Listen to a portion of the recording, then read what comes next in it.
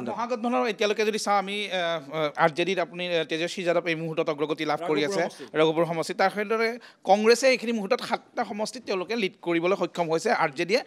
44টা সমষ্টিত 44 সমষ্টিত তেওঁলোকে এতিয়ালৈকে লিড কৰিবলৈ সক্ষম হৈছে ইয়াত যদি এটা কথা লক্ষ্য কৰা যায় কংগ্ৰেছৰ আমি যদি লক্ষ্য কৰোঁ দেখা গৈছে কংগ্ৰেছে এইবাৰ 61টা সমষ্টিত তেওঁলোকে প্ৰাৰ্থী দিছিলে তাৰে কিন্তু 11টা সমষ্টিত তেওঁলোকে কোনো ধৰণৰ সহমতত উপনীত হ'ব পৰা নাছিল তেওঁলোকে ফ্ৰেণ্ডলি ইলেকশ্যনত গৈছিলে ফ্ৰেণ্ডলি ইলেকশ্যনত যেতিয়া যাব লগা হৈছিল তেতিয়া তেওঁলোকৰ 11গৰাকী কৰবাত নহয় কৰবাত তেওঁলোকে যেন ফচি গৈছে জালখনত তেওঁলোকে মিলাব পৰা নাই 11টা সমষ্টিত কংগ্ৰেছে ফ্ৰেণ্ডলি ইলেকশ্যন খেলিব লগা হৈছে ঠিক তেনেকৈ মই এটা কৈছোঁ এই আমি লাষ্ট যিখিনি ইলেকশ্যন দেখি আছোঁ মহাগঠবন্ধন বা ইণ্ডিয়া আচলতে ইণ্ডিয়া সামগ্ৰিকভাৱে ইণ্ডিয়া মৰ্চা আছিলে কিন্তু ইণ্ডিয়া মৰ্চা এতিয়া বিহাৰত সেই অৱস্থিতিটো দেখা নাপালোঁ আমি এই সমস্যাটো কিন্তু প্ৰত্যেকখন ৰাজ্যত হৈছে যে তেওঁলোকে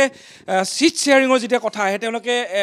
এৰিব নোৱাৰে ধৰিব নোৱাৰা অৱস্থা আৰু সময়ত গৈ কিন্তু তেওঁলোকৰ সমস্যা হয় গতিকে এই মুহূৰ্তলৈকে যিখিনি ট্ৰেণ্ড আমি পাইছোঁ 94 ভাৰ্চেছ 55 মহাগঠবন্ধন 55 বিজেপি 94+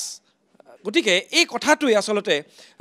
আকৌ বিপদত পেলোৱাৰ সম্ভাৱনা আছে নেকি নিশ্চয়কৈ এইখিনি মুহূৰ্তত চাবলৈ যদি যায় যে যোৱাবাৰ আৰজেডিয়ে কিন্তু আটাইতকৈ সৰ্বাধিক সংখ্যক আসন তেওঁলোকে দখল কৰিবলৈ সক্ষম হৈছিল বিগত বিধানসভা নিৰ্বাচনটোত এইবাৰ কি হ'ব এইবাৰ চাব বিহাৰত এতিয়া দুগৰাকীকৈ নিৰ্দলীয় প্ৰাৰ্থীয়েও তেওঁলোকে এই মুহূৰ্তত অগ্ৰগতি লাভ কৰিছে এই দুয়োগৰাকী নিৰ্দলীয় প্ৰাৰ্থী কিন্তু বিহাৰত যিটো আপোনাৰ এন ডি এ সমৰ্থন কৰা